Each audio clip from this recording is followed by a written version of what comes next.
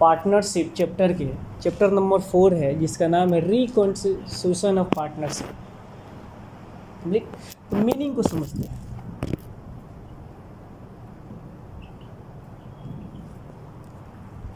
इसका अर्थ ये होता है कि किसी भी व्यापार में साझेदारों के बीच एक नया समझौता का निर्माण किया जाता है, या साझेदारों के बीच किसी भी तरह का परिवर्तन होते हैं, तो उसे साझेदारी का पुनर्गठन के नाम से जाना जाता है।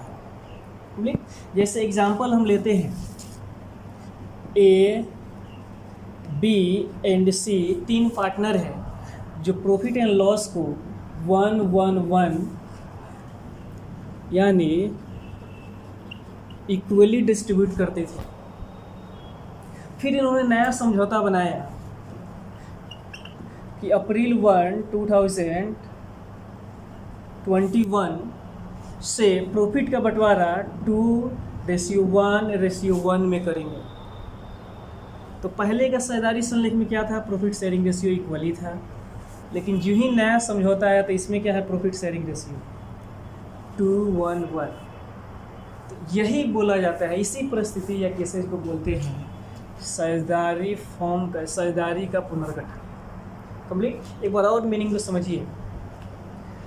किसी भी व्यापार में साझेदारों के बीच उनके साझेदारी संलेख में या नया समझौता तैयार किया जाता है, या उनके साझेदारी संलेख में जो परिवर्तन होते हैं, तो उस परिवर्तन को ही बोला जाता है रिकॉन्स्टिट्यूशन ऑफ पार्टनरशिप। हिंदी में इसको बोलते हैं साझेदारी के पुनर्गठन। प्रॉब्लम ये क्रिएट होता है कि ये रिकॉन्स्टिट्यूशन ऑफ पार्टनरशिप होता क्यों है, आखिर क्या रीज़न है कि एक साझेदारी का पुनर्गठन हो जाता है। बाबू इसके बहुत सारे रीज़न हैं, अभी यहाँ हम एक्सप्लेन करते हैं।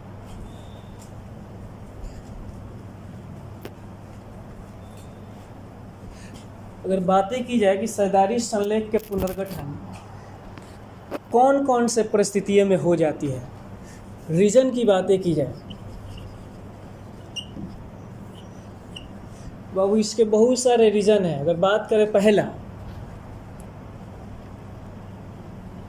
Change in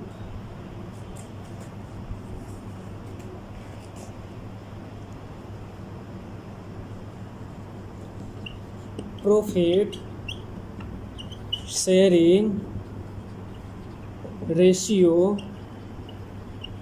among existing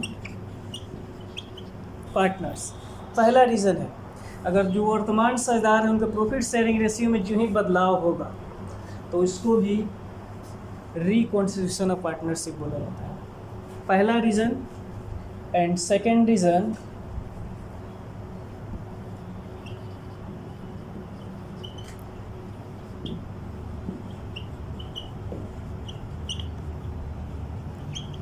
admission of a new partner. Third,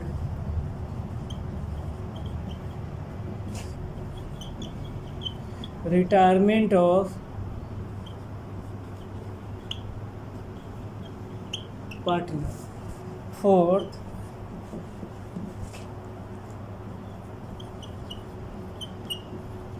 death of partner. Fifth, bankrupt of partner.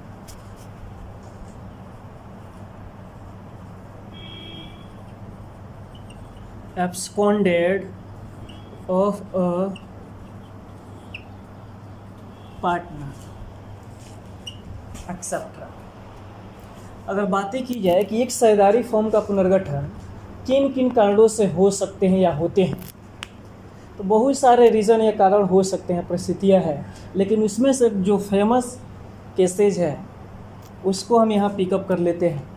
तो फर्स्ट इसमें है रीज़न, एक साझेदारी फॉर्म का पुनर्गठन क्यों होता है, कैसे हो जाता है, कब हो जाते हैं। पहला दिया है change in profit sharing ratio among existing partner.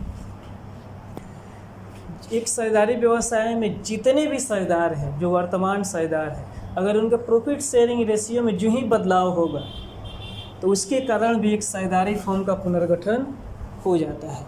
Example के तौर पे अगर एग्जाम्पल की बातें की जाए तो एग्जाम्पल यहाँ जैसे ABC प्रॉफिट शेयरिंग रेशियो को 1:1 में डिस्ट्रीब्यूट करते थे, कंप्लीट। लेकिन इन्होंने डिसीजन लिया कि अब हम प्रॉफिट शेयरिंग रेशियो को 2:1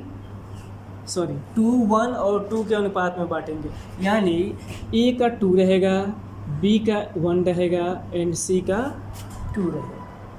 ये पहले का इनका प्रॉफिट शेयरिंग रेशियो कितना था, इक्वली था 1:1:1, लेकिन अब कितना हो गया 2:1:2। ये बदलाव हुआ कि नहीं? तो जो ही अगर प्रॉफिट शेयरिंग रेशियो से उस पार्टनरशिप का रिकॉन्स्टिट्यूशन होगा यानी पुनर्गठन होगा तो उसको बोलेंगे change in profit sharing ratio among existing partner, complete. Next reason, admission of a new partner. अगर साझेदारी व्यवसाय चल रही है, 3 साझेदार हैं, अगर कोई नया साझेदार उसमें एडमिट हो गया, एडमिशन ले लिया, साझेदारी फर्म में साझेदार के तौर पे वो भी क्या हुआ, इंटर कर गया या एंट्रेंस ले लिया, तो उस कंडीशन में भी साझेदारी फर्म का पुनर्गठन हो जाता है, कंप्लीट। कैसे? जैसे मान लेते हैं A, B and C partner है और एक नया साझेदार आ गया जिसका नाम है D आ गया, तो जो ही D आएगा तो इनका प्रॉफिट शेयरिंग रेशियो में भी क्या होगा, परिवर्तन हो जाएगा और इनके जो पार्टनरशिप डीड है उसमें भी परिवर्तन यानी चेंजेस हो जाएंगे। तो किसी भी कारण से एक साझेदारी व्यवसाय में जो परिवर्तन होते हैं या नया साझेदारी व्यवसाय, नया पार्टनरशिप डीड उनके बीच लाया जाता है या नया समझौता बनाया जाता है, तो उस परिस्थिति को बोला जाता है reconstitution of partnership form. Next बातें करते हैं retirement of A partner. Example के तौर पे अगर 3 साझेदार हैं A, B एंड C, जिसमें से सपोर्टेड मान लेते हैं कि B रिटायर कर गया, तो अब कितने पार्टनर हो गए, तो A एंड B। पहले 3 पार्टनर थे, अब कितने हो गए, 2। तो जो ही 2 पार्टनर होंगे तो इनका प्रॉफिट शेयरिंग रेशियो भी चेंज हो जाएगा, फिर एक नया समझौता इन दोनों के बीच बनाया जाएगा, न्यू एग्रीमेंट बनाया जाएगा, न्यू पार्टनरशिप डीड बनाया जाएगा। तो किसी भी कारण से एक साझेदारी व्यवसाय में जो परिवर्तन होते हैं तो उस परिवर्तन की परिस्थितियाँ को ही या परिवर्तन को क्या बोलते हैं हम, रिकॉन्स्टिट्यूशन ऑफ पार्टनरशिप यानी साझेदारी के पुनर्गठन। तो ये भी रीज़न है। नेक्स्ट रीज़न की बात करें, death of A partner. 3 partner है A, B एंड C, इसमें सपोर्ट मान लेते हैं कि C डेथ कर गया, तो जो ही डेथ करेगा इनके बीच फिर परिवर्तन हुआ कि नहीं, चेंजेज होगा कि नहीं, तो किसी भी कारण से चेंजेज हो उसको हम क्या बोलते हैं, reconstitution of partnership. Next, bankrupt of a new partner of A partner. 3 साझेदार है, सपोज डेट अगर कोई साझेदार उसमें से दिवालिया घोषित हो गया तो ऑटोमेटिक चेंज हो जाएगा, इनका न्यू एग्रीमेंट बनेगा, पार्टनरशिप में परिवर्तन हो जाएंगे। तो किसी भी तरह से पार्टनरशिप में अगर चेंजेज होते हैं तो उस चेंजेज को बोला जाता है रिकॉन्स्टिट्यूशन ऑफ पार्टनरशिप। तो ये भी एक रीज़न है। अगर 3 साझेदार है, एक बैंकरप्ट हो गया, दिवालिया घोषित हो गया, तब 2 ही साझेदार क्या करेंगे, उस साझेदारी व्यवसाय को चलाएंगे। तो जो ही अब 2 साझेदार होंगे तो उनका पार्टनरशिप प्रॉफिट शेयरिंग रेशियो भी चेंज हो जाएगा, उनका कैपिटल भी चेंज हो जाएगा, एक न्यू एग्रीमेंट बनेगा 2 पार्टनर के बीच में। तो किसी तरह का परिवर्तन हो उसको क्या बोलते हैं, पार्टनरशिप साझेदारी का पुनर्गठन। नेक्स्ट बातें करते हैं absconded of A partner et cetera. Absconded का मतलब होता है भगौड़ा। सपोजेड मानते हैं कि कोई साझेदारी फर्म है जिसमें 3 साझेदार हैं, उसमें से एक साझेदार, जैसे एग्जांपल के तौर पर ले लेते हैं X, Y एंड Z, 3 साझेदार हैं, इसमें से जो X है एब्सकॉन्डेड घोषित हो गया, यानी एग्जांपल के तौर पे XYZ मिलकर एक साझेदारी व्यवसाय की स्थापना किए थे और उसको रन करा रहे थे। लेकिन इसमें से एक्स जो है एब्सकॉन्डेड हो गया, भगौड़ा घोषित कर दिया गया गवर्नमेंट के द्वारा। तो जो ही भगौड़ा घोषित कर दिया जाएगा तो ये क्या होगा, साझेदारी व्यवसाय से आउट हो जाएगा। तो जो ही ये एक्स आउट होंगे तो इनके बीच साझेदारी व्यवसाय में परिवर्तन हो जाएगा। जो ही परिवर्तन होगा तो इसको भी बोला जाएगा reconstitution of partnership. Complete. Next बातें करते हैं। अभी जो आपका 4th चैप्टर पढ़ना है रिकॉन्स्टिट्यूशन ऑफ पार्टनरशिप, इसमें पहला केसेज पढ़ना है। हर एक केसेज को हम बारी बारी से पढ़ेंगे। तो पहला केसेज पढ़ना है अकाउंटिंग करना है कि change in profit sharing ratio among the existing partner. Complete. इसमें अकाउंटिंग कैसे करेंगे, अगर वर्तमान साझेदारों के लाभ हानि में या प्रॉफिट एंड लॉस रेशियो में अगर चेंजेज होते हैं तो अकाउंटिंग के ट्रीटमेंट कैसे किया जाता है, इस चैप्टर में ही देखना है। कंप्लीट। तो यहाँ तो हमने सीखा कि रिकॉन्स्टिट्यूशन ऑफ पार्टनरशिप क्या होता है। आइए अब सीखते हैं कि change in profit sharing ratio among the existing partner क्या होता है, इसके अकाउंटिंग लेखे कैसे किए जाते हैं।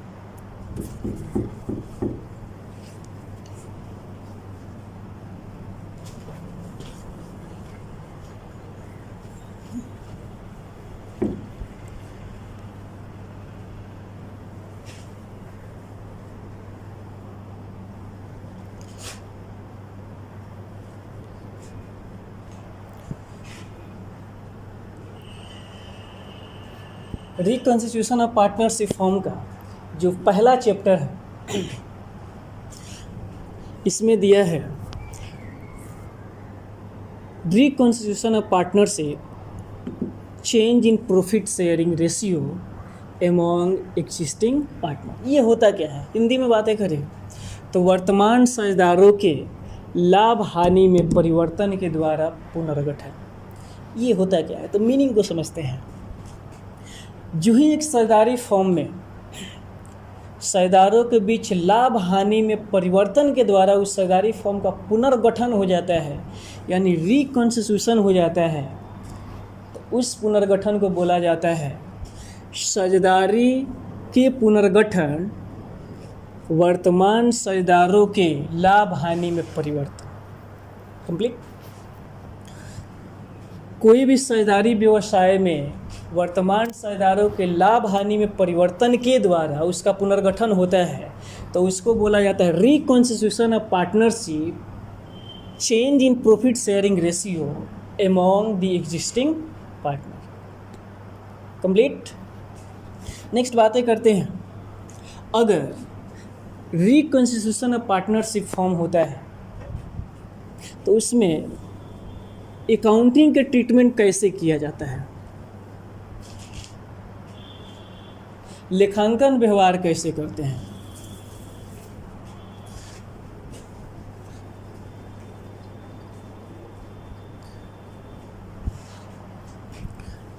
हेडिंग डालेंगे यहाँ पे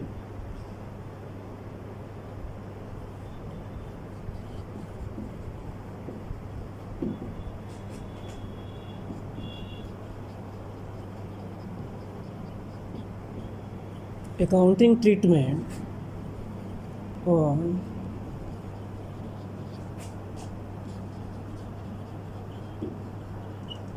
reconstitution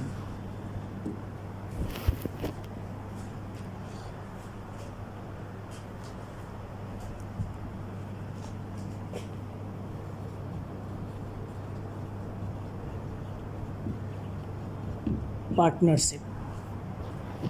कंप्लीट। अगर किसी साझेदारी व्यवसाय का पुनर्गठन हो रहा है तो उस पर कौन कौन से अकाउंटिंग के ट्रीटमेंट किए जाते हैं। पहला अकाउंटिंग का ट्रीटमेंट अगर बातें की जाए तो पहला किया जाता है calculation of sacrificing ratio and दूसरा बातें की जाए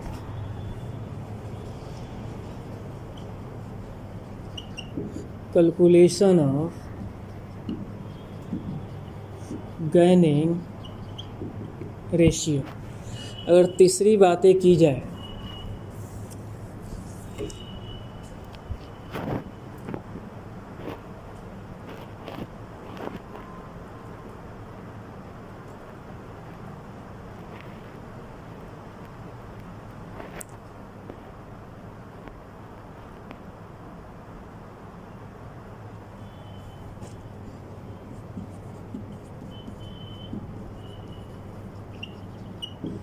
distribution of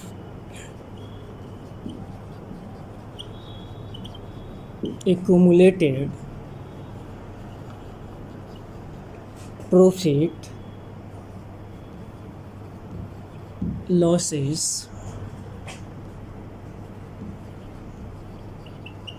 reserve, etcetera. Next बातें की जाए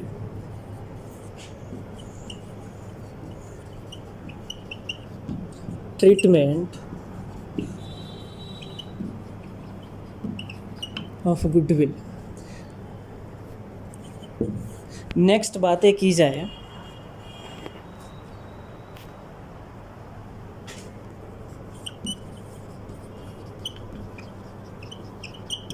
preparation of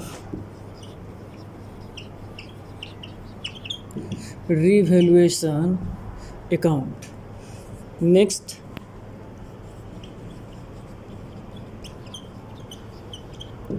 preparation of partners capital या करेंट अकाउंट। अगर किसी साझेदारी फर्म का पुनर्गठन होता है तो निम्न प्रकार से अकाउंटिंग ट्रीटमेंट किए जाते हैं। पहला, calculation of sacrificing ratio. Sacrificing ratio का मतलब ये होता है कि कौन साझेदार कितना सैक्रिफाइस किया, यानी अपना हिस्सा किसी दूसरे के साइड में दिया है। कंप्लीट।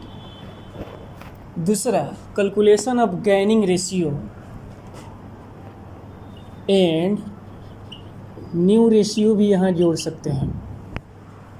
कंप्लीट, यानी कौन कितना, अगर साझेदारी का पुनर्गठन हुआ है तो किसको कितना गेन हुआ है, प्रॉफिट हुआ है। नेक्स्ट कैलकुलेट करते हैं, अगर कोई अनडिस्ट्रीब्यूटेड प्रॉफिट या रिजर्व है या लॉस है, एक्यूमुलेटेड प्रॉफिट, रिजर्व या लॉस है, तो उसका बंटवारा कर देते हैं। नेक्स्ट, गुडविल का ट्रीटमेंट किया जाता है, ट्रीटमेंट ऑफ गुडविल या कैलकुलेशन ऑफ गुडविल किया जाता है। Next, preparation of revaluation account किया जाता है। नेक्स्ट बातें करें तो प्रिपरेशन ऑफ पार्टनर्स कैपिटल या करेंट अकाउंट का निर्माण किया जाता है। कंप्लीट। तो इसमें हम बातें करेंगे जो फर्स्ट दिया है, calculation of sacrificing ratio. Complete.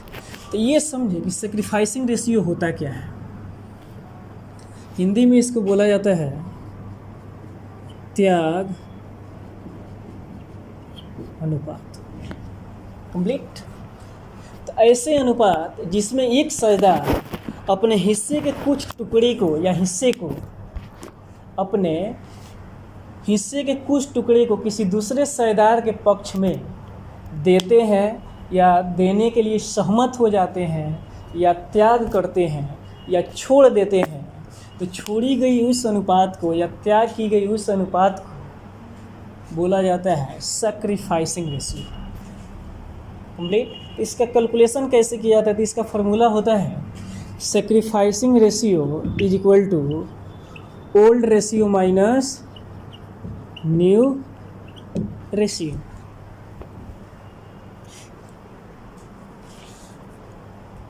Complete. कैसे कैलकुलेट करेंगे, तो इसका फॉर्मूला दे दिया है। यह फॉर्मूला होता है कि जो ही साझेदारों के ओल्ड रेशियो में से न्यू रेशियो को हम लेस कर देते हैं, तो जो अनुपात आते हैं, जो रेशियो आपको प्राप्त होते हैं, उस रेशियो को बोला जाता है सैक्रिफाइसिंग रेशियो। कंप्लीट। नेक्स्ट बात, next calculation of gaining ratio का मूल्यांकन किया जाता है। Calculation of gaining ratio and new ratio. तो गेनिंग रेशियो कैलकुलेट करते हैं, ध्यान दीजिएगा। Gaining ratio is equal to होता है new ratio minus old ratio. आपके प्रश्न में दिया रहेगा न्यू रेशियो भी दिया रहेगा, ओल्ड रेशियो भी दिया रहेगा। कंप्लीट। अगर न्यू रेशियो दे दिया है तो वेल एंड गुड, और नहीं दिया है तो ओल्ड में से जो ही सेक्रीफाइसिंग को घटाएंगे तो आपका न्यू रेशियो कैलकुलेट हो जाता है। कंप्लीट। तो gaining ratio equal to new ratio minus old ratio. अब नेक्स्ट बातें करें, अगर न्यू रेशियो कैलकुलेट करना है तो old ratio minus sacrificing ratio in the case of sacrificing mode, और एक होता है in the case of gaining mode. अगर गेन हुआ है तो वहाँ न्यू प्रॉफिट शेयरिंग रेशियो निकालना है, तो अलग फार्मूला पुटअप होगा। गेन को जोड़ देंगे ओल्ड रेशियो में। अगर सेक्रीफाइस किए हैं तो ओल्ड रेशियो में से सेक्रीफाइसिंग रेशियो घटा देंगे, जो ही घटाएंगे तो जो आपका रिजल्ट आएगा उस रिजल्ट को बोला जाता है न्यू रेशियो। कंप्लीट। नेक्स्ट बातें करते हैं डिस्ट्रीब्यूशन ऑफ एक्यूमुलेटेड प्रॉफिट या लॉसेस या रिजर्व। इससे पहले ये समझे कि एक्यूमुलेटेड होता क्या है। एक्यूमुलेटेड की हिंदी होती है विद्यमान, मौजूद, यानी पहले से अवेलेबल है। अगर पहले से आपके साझेदारी व्यवसाय में प्रॉफिट या लॉस या रिजर्व या एक्सेट्रा और कुछ दिया है जो डिस्ट्रीब्यूटेबल है, जो बांटने योग्य है, तो इसका बंटवारा अवश्य किया जाएगा। कंप्लीट। तो ऐसे प्रॉफिट या ऐसे लॉस या ऐसे रिजर्व या एक्सेट्रा जो ऑलरेडी पार्टनरशिप फॉर्म में अवेलेबल है, तो उसका बंटवारा हम करते हैं, तो वही कहलाता है डिस्ट्रीब्यूशन ऑफ एक्यूमुलेटेड प्रॉफिट या लॉस या रिजर्व एक्सेट्रा। उसका बंटवारा करेंगे तो बंटवारा करने के लिए जर्नल एंट्री करना होता है, ठीक है, कैलकुलेशन भी करने होते हैं। नेक्स्ट बातें होगी ट्रीटमेंट ऑफ गुडविल या कैलकुलेशन ऑफ गुडविल। अगर प्रश्न में गुडविल दे दिया है तो वेल एंड गुड, नहीं तो गुडविल का कैलकुलेशन करेंगे, कोई नोटिफिकेशन दिया रहेगा और उसके बाद उसका ट्रीटमेंट किया जाएगा, रिकॉर्डिंग किया जाएगा। कंप्लीट। नेक्स्ट बातें करते हैं preparation of revaluation account. Revaluation का मतलब होता है पुनर्मूल्यांकन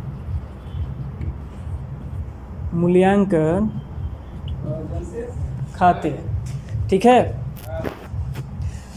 अगर बातें की जाए प्रिपरेशन ऑफ रीवैल्यूएशन, तो उसके बाद रीवैल्यूएशन अकाउंट का निर्माण किया जाता है। कंप्लीट। और रीवैल्यूएशन अकाउंट का जो ही हम प्रिपरेशन करेंगे तो हमें रीवैल्यूएशन प्रॉफिट या रीवैल्यूएशन लॉस की जानकारी प्राप्त होगी। और जो ही रीवैल्यूएशन प्रॉफिट या रीवैल्यूएशन लॉस की जानकारी मिलेगी तो उसको हम क्या करेंगे, पार्टनर्स करेंट अकाउंट में या पार्टनर कैपिटल में डिस्ट्रीब्यूट कर दिया जाता है।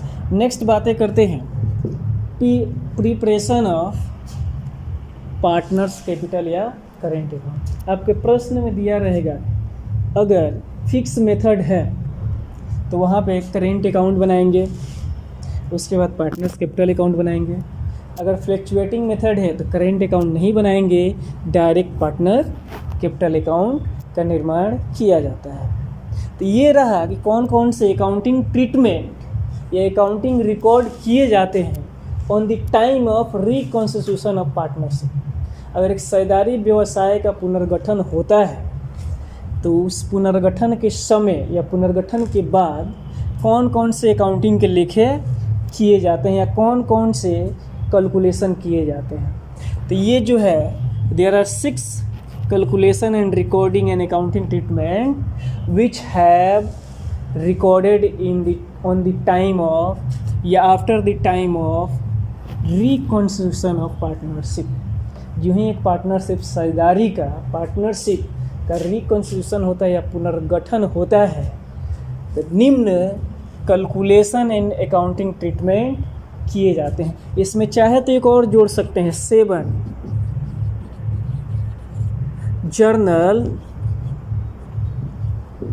एंट्रीज ऑन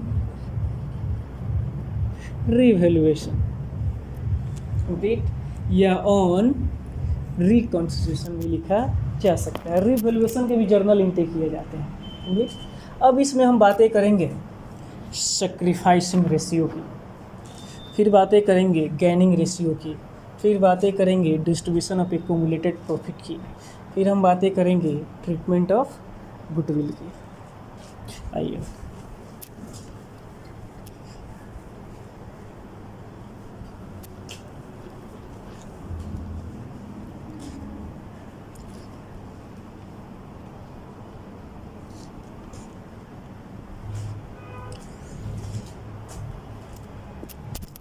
अब हम बातें कर रहे हैं calculation of sacrificing ratio. Calculation of sacrificing ratio से पहले हमें ये समझना पड़ेगा कि सैक्रिफाइसिंग रेशियो होता क्या है, जिसको हिंदी में बोला जाता है त्याग अनुपात। कंप्लीट। तो मीनिंग को समझते हैं। मीनिंग इसका ये होता है, अगर बातें की जाए तो जब कोई साझेदार अपने हिस्से के टुकड़े को किसी दूसरे साझेदार के पक्ष में छोड़ देता है या उनको दे देता है, किसी दूसरे साझेदार को दे देता है या देने के लिए एग्री हो जाता है, तो जिस अनुपात में देता है या देने के लिए एग्री होता है या जिस अनुपात में वो त्याग करता है, उस अनुपात को बोला जाता है बाबू सैक्रिफाइसिंग रेशियो। एग्जाम्पल समझिए, जैसे ए बी एंड सी एक साझेदारी फॉर्म में क्या है, साझेदार है, और साझेदारी फॉर्म यहाँ चल रहा है इनका। कंप्लीट। जिसमें से ये तीनों यहाँ पे क्या है, इंक्लूड है, ए बी एंड सी। ए अपने हिस्से के कुछ टुकड़े को सी को दे रहा है। कंप्लीट। तो जो ही ए अपने हिस्से के जिस टुकड़े को सी को दे रहा है, तो ये एक निच फिक्स रेशियो में दे रहा होगा, एक निश्चित अनुपात में दे रहा होगा। तो अपने हिस्से को जो ही एक टुकड़े को, अपने हिस्से के टुकड़े को जिस अनुपात में किसी दूसरे साझेदार को दे देता है या देने के लिए एग्री होता है, तो उसको बोला जाता है सैक्रिफाइसिंग रेशियो। कंप्लीट। समझ में आ रहा है? जैसे एग्जाम्पल एक और लेते हैं, इसमें ए और बी का 4, 3 and 3 रेशियो में प्रॉफिट का बंटवारा करते थे। इनका कितना था, ए का था 4/10, बी का था 3/10 और सी का था 3/10।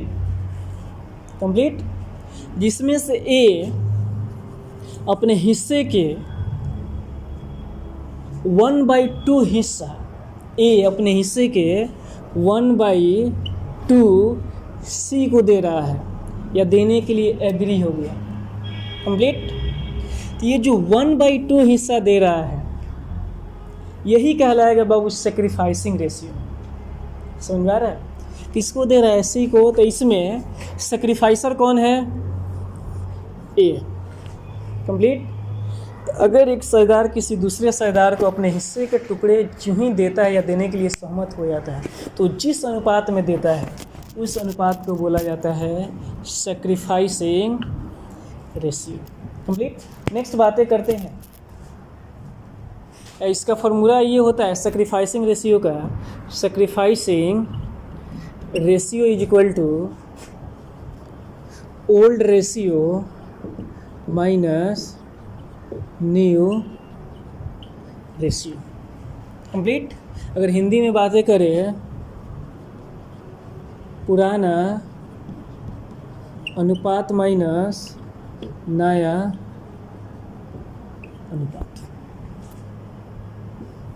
ये होता है सैक्रिफाइसिंग रेशियो का फॉर्मूला। कंप्लीट। नेक्स्ट बातें करते हैं गैनिंग रेशियो।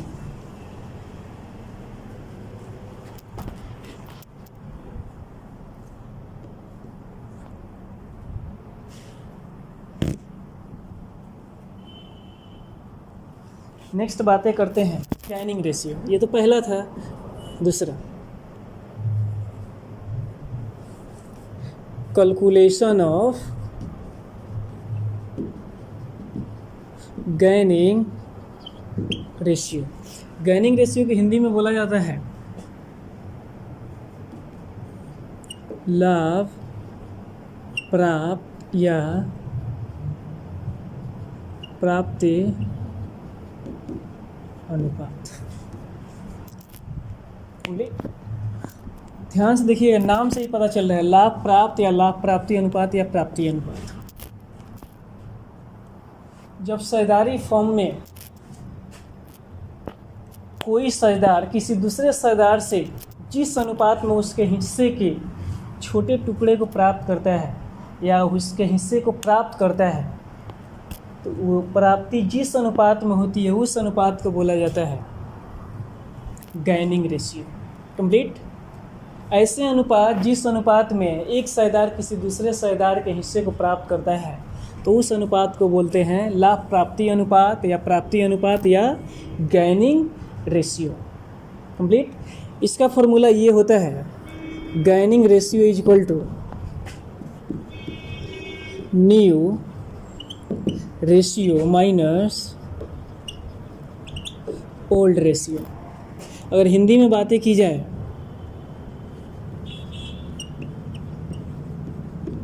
नया अनुपात माइनस पुराना अनुपात। Complete. New profit sharing ratio minus old profit sharing ratio भी बोला जा सकता है इसको। एग्जाम्पल समझते हैं। एक साझेदारी फॉर्म में ए, बी एंड सी साझेदार हैं जो अपने प्रॉफिट को 4, 3 एंड 3 में प्राप्त करते हैं। कंप्लीट। एग्जाम्पल मान लेते हैं कि बी रिटायर कर गया। बी क्या किया? रिटायर कर गया या डेथ कर गया। यूं ही बी डेथ किया या रिटायर किया तो इसके हिस्से को मिस्टर सी क्या किए? ले लिए। कंप्लीट। कौन ले लिया? इसके हिस्से को मिस्टर सी प्राप्त कर लिए।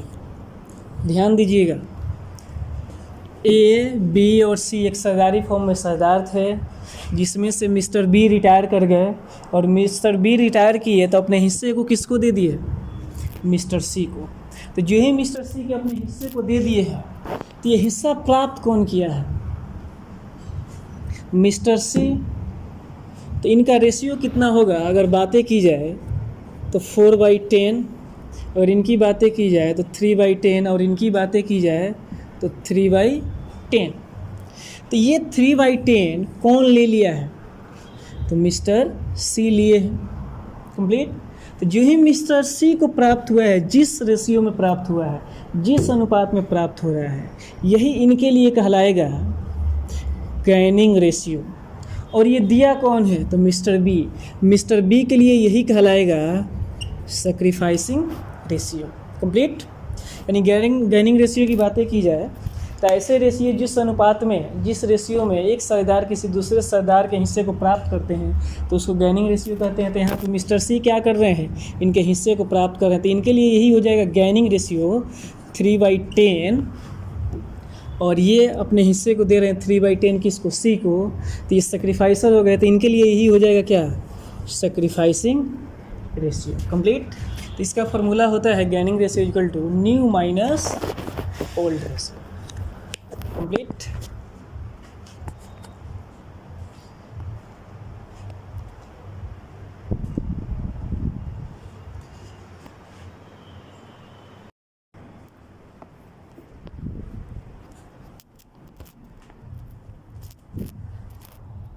नेक्स्ट बातें करेंगे number 3 accounting treatment on the time of reconstitution of partnership,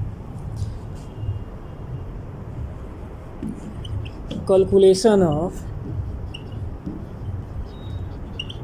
new ratio.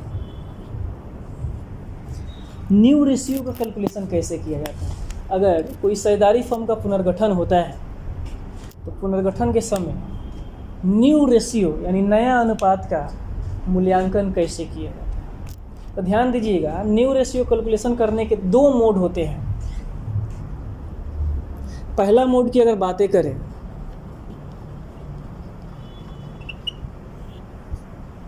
तो फर्स्ट मोड ये होता है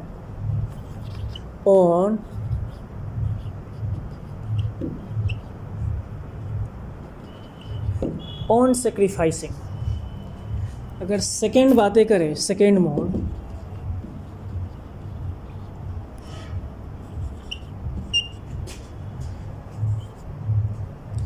अगर सेकेंड बातें करें ऑन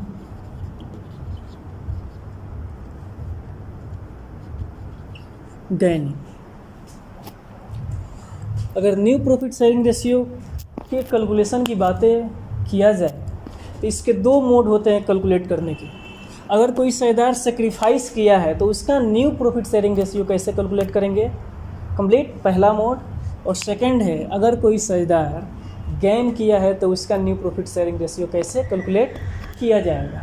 तो on the time of sacrificing, complete on sacrificing बोले या ऑन दी मोड या ऑन या इन दी केस ऑफ सेक्रीफाइसिंग, अगर सेक्रीफाइस किया है शेयरदार तो उसका न्यू प्रॉफिट शेयरिंग रेशियो कैसे निकालेंगे। तो अगर सेक्रीफाइसिंग किया है तो वहाँ पे न्यू प्रॉफिट शेयरिंग रेशियो का फॉर्मूला ये होता है, new ratio is equal to old ratio minus sacrificing ratio, complete. In the case of sacrificing या सेक्रीफाइस, अगर कोई शेयरदार सेक्रीफाइस किया है उस समय उस शेयरदार का अगर न्यू प्रॉफिट शेयरिंग रेशियो का मूल्यांकन करना है तो ये फार्मूला के द्वारा उसका हम क्या करेंगे, मूल्यांकन करेंगे। वहाँ पे फार्मूला ये पुटअप होगा न्यू प्रॉफिट शेयरिंग रेशियो का, कंप्लीट। नेक्स्ट अगर बातें की जाए सेकेंड मोड, तो ऑन द टाइम ऑफ या इन द केसेस ऑफ गैनिंग या गैनिंग मोड, ऑन गैनिंग मोड भी बोला जा सकता है। अगर शेयरदार किसी के हिस्से को प्राप्त किया है तो उस समय न्यू प्रॉफिट शेयरिंग रेशियो का मूल्यांकन कैसे करेंगे। तो यहाँ भी फार्मूला आपका चेंज हो जाता है। तो यहाँ पे फार्मूला हो जाएगा न्यू प्रॉफिट शेयरिंग रेशियो या new ratio is equal to old profit या old ratio plus gaining ratio, complete. यहाँ पे फार्मूला आपका क्या हो जाएगा, मॉडिफाई हो जाएगा, कंप्लीट। तो बाबू अगर न्यू प्रॉफिट शेयरिंग रेशियो के मूल्यांकन की बातें की जाए तो दो मोडेड होते हैं कैलकुलेट करने की। पहला मोड होता है in the cases of sacrificing और सेकंड मोड होता है in the cases of gaining, complete. अब यहाँ पर डिपेंड करता है कि कौन से पार्टनर का आप न्यू प्रॉफिट शेयरिंग रेशियो निकाल रहे हैं। अगर सेक्रीफाइसिंग पार्टनर का या सेक्रीफाइसर पार्टनर का अगर न्यू प्रॉफिट शेयरिंग रेशियो निकालेंगे तो वहाँ पे फार्मूला ये पुटअप होगा न्यू प्रॉफिट शेयरिंग रेशियो या new ratio is equal to old ratio minus sacrificing ratio. अगर गैनर पार्टनर या गैनिंग पार्टनर का न्यू रेशियो निकाल रहे हैं, न्यू प्रॉफिट शेयरिंग रेशियो निकाल रहे हैं, तो न्यू प्रॉफिट शेयरिंग रेशियो या new ratio is equal to old ratio plus gaining ratio. जो ही उनके ओल्ड रेशियो में गैनिंग रेशियो को जोड़ देंगे तो आपका निकल जाएगा new profit sharing ratio. In the case of sacrificing partner का निकालें या in the time of sacrificing तो यहाँ पे फार्मूला हो जाता है new profit sharing ratio equal to old ratio minus sacrificing ratio. जो ही ओल्ड रेशियो में से सेक्रीफाइसिंग रेशियो को आप घटा देंगे तो घटाने के बाद जो रिजल्ट आता है उसको बोला जाता है new profit sharing ratio, complete.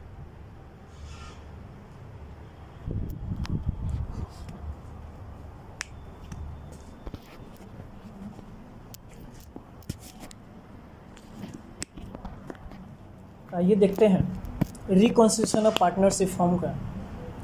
Reconstitution of partnership, अगर एक्युमुलेटेड प्रॉफिट या लॉस या कोई भी रिजर्व हो तो उसका अकाउंटिंग ट्रीटमेंट कैसे किया जाता है, कंप्लीट।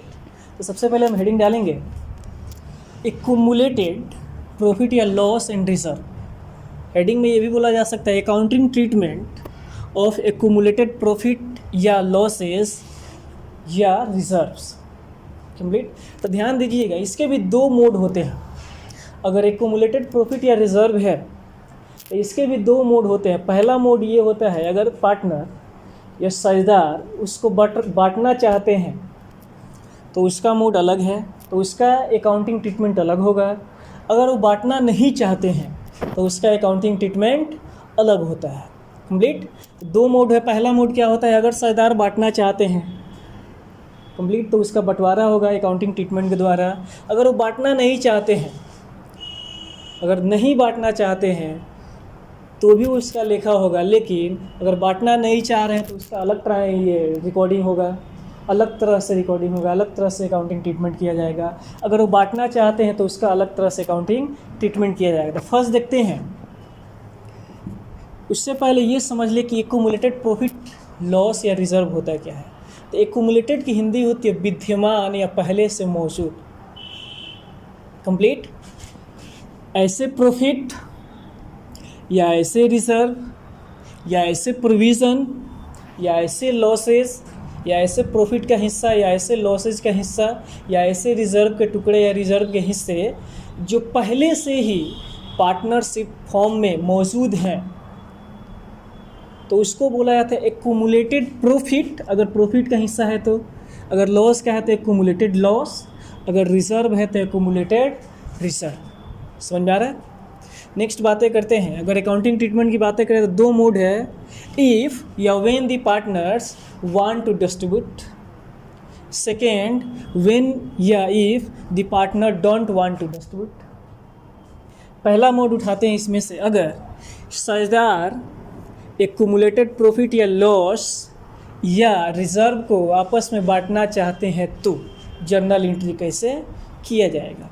ध्यान दीजिएगा, फर्स्ट इसमें मोड है कि रिजर्व एंड एक्यूमुलेटेड प्रॉफिट। अगर फॉर्म में प्रॉफिट दिया है या रिजर्व है, प्रॉफिट का हिस्सा है या रिजर्व है, अगर उसको बांटना चाहते हैं, एक्यूमुलेटेड प्रॉफिट है या एक्यूमुलेटेड रिजर्व है तो उसको बांटना चाहते हैं, तो जर्नल एंट्री ये होगा,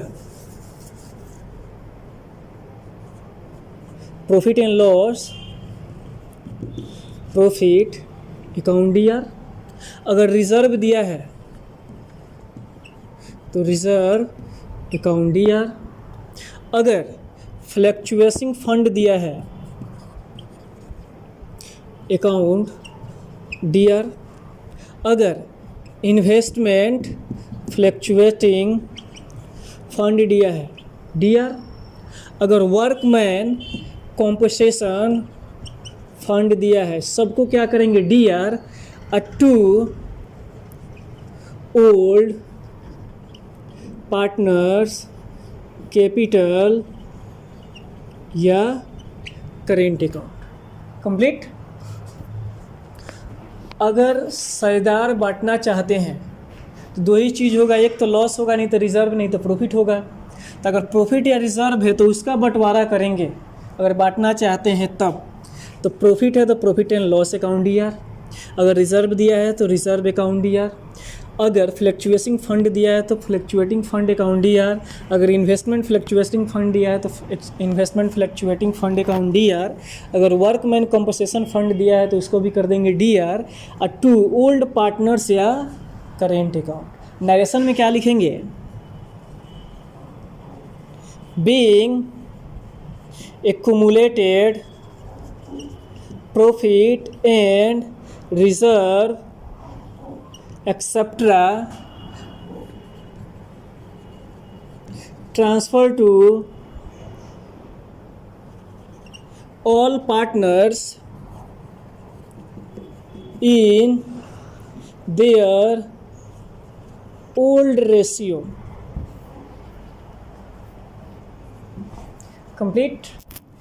अगर प्रॉफिट में से हिस्सा दिया है, रिजर्व या एक्यूमुलेटेड प्रॉफिट है प्रश्न में, अगर उसका बंटवारा करना चाहते हैं तो जर्नल एंट्री क्या होगा। अगर प्रॉफिट है तो profit and loss account year. अगर रिजर्व है तो रिजर्व अकाउंट ईयर। अगर फ्लैक्चुएटिंग फंड है तो फ्लैक्चुएटिंग फंड अकाउंट ईयर। अगर इन्वेस्टमेंट फ्लैक्चुएटिंग फंड है तो इसको भी कर देंगे डीआर।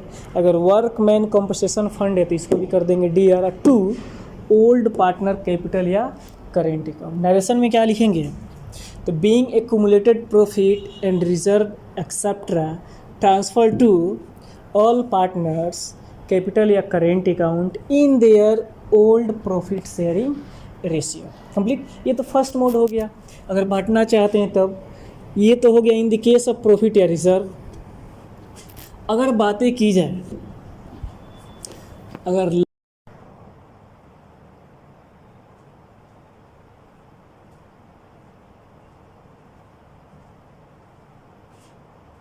एक्यूमुलेटेड लॉस हुआ है, अगर उसको बांटा जाए तब, उसको साझेदार बांटना चाहते हैं तब, हमें कुछ नहीं करना है, ये जितने डीआर हुए हैं सब कम कर देंगे इससे। कंप्लीट। अगर लॉस हुआ है, एक्यूमुलेटेड लॉस हुआ है, तो हम एंट्री क्या करेंगे,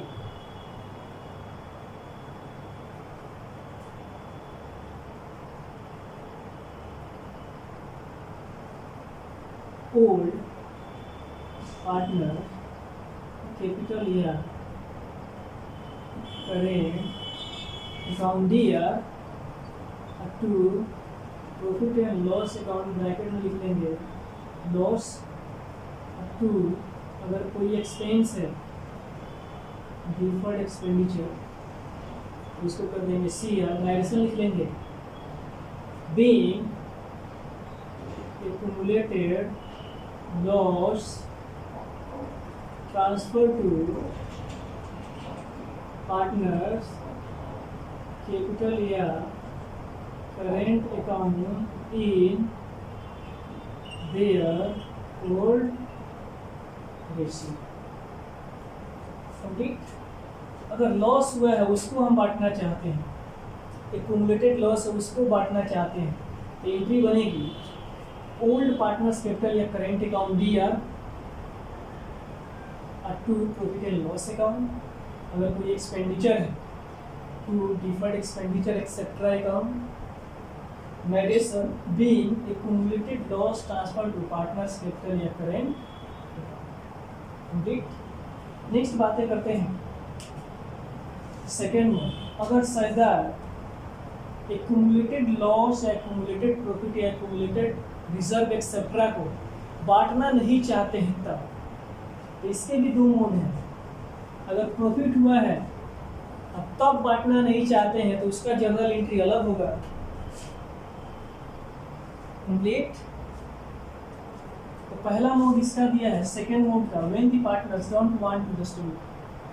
अगर एक्यूमुलेटेड प्रॉफिट लॉस या रिजर्व है तो सेकेंड मोड है, अगर उसको एक्यूमुलेटेड लॉस या रिजर्व या प्रॉफिट को साझेदार बांटना नहीं चाहते हैं तब हम क्या करेंगे, कौन से अकाउंटिंग ट्रीटमेंट करेंगे। अकाउंटिंग ट्रीटमेंट ये दिया है सेकेंड मोड का पहला, इन the case of net profit. अगर नेट प्रॉफिट हुआ है उसको साझेदार बांटना नहीं चाहती, नेट प्रॉफिट हुआ है अगर साझेदार उसको बांटना नहीं चाहती है, अगर कुछ नहीं करना है, यहाँ पे एंट्री बनेगी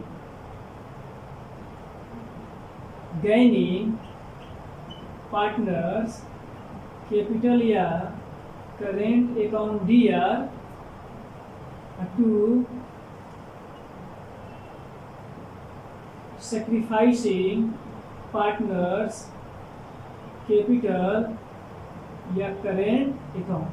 ठीक, नरेशन में क्या लिखेंगे, बीइंग एक्यूमुलेटेड प्रॉफिट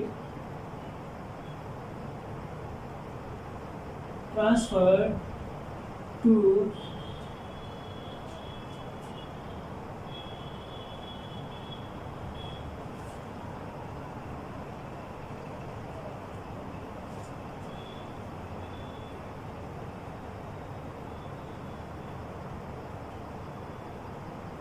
गैनिंग पार्टनर।